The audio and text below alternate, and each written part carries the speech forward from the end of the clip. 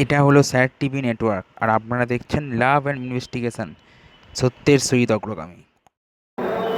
Hello friends, team love and ইনভেস্টিগেশনে আপনাদের নিয়ে চলে এসছে মানকুণ্ডুতে আমরা সবাই ক্লাবের 23তম বর্ষে জগদ্ধাত্রী পুজোর প্যান্ডেল এবং মণ্ডপ। দেখতে থাকুন।